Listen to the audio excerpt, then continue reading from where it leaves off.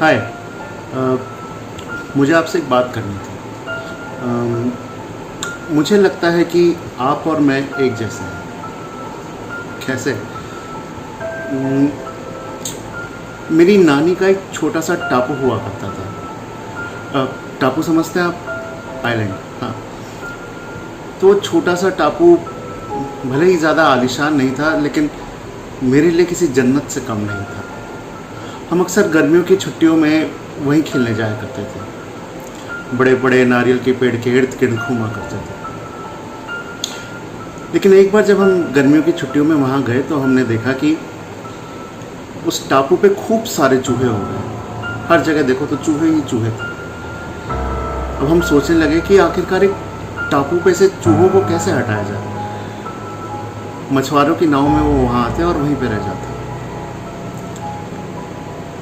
फिर मेरी नानी ने बताया, इनफैक्ट मेरी नानी ने करके दिखाया। उन्होंने एक बड़ा सा ड्रम लिया, उसको ज़मीन में गाड़ा और उसके ऊपर एक ढक्कन लटका दिया और ढक्कन पे खुराक के तौर पे छोटे छोटे नारियल के टुकड़े डाल दिए, ताकि चूहे वहाँ नारियल की लालच में आए और उसे जब खाने के लिए ढक्कन पे चढ़ते तो ढक्कन डगमगा के नीचे गिर जाता और साथ में चूहे ड्रम के अंदर।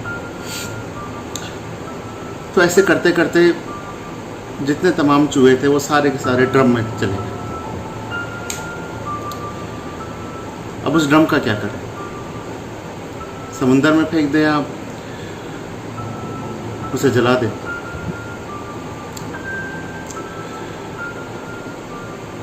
छोड़ दिया।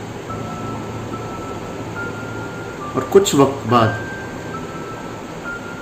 जब चूहों को भूख लगने लगी तो उन्होंने अपनी भूख मिटाने के लिए और अपनी खुराक को पूरी करने के लिए एक दूसरे को ही खाना शुरू कर दिया। जब देखो उस ड्रम के अंदर से आवाज़ आती रहती,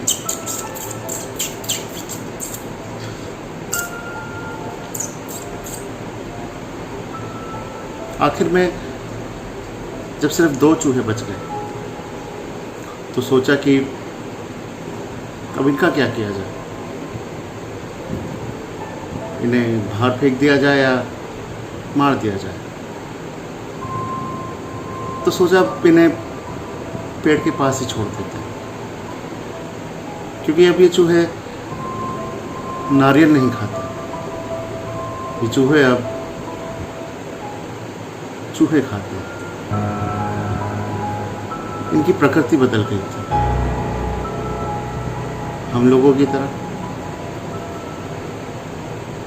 जैसे इंसानों पे जो संकट आता है तो वो अपने आप को बचाने के लिए एक दूसरे पे ऊपर हावी हो जाते हैं, खाने लगते हैं, नोचने लगते हैं, को नीचे गिराने लगते हैं।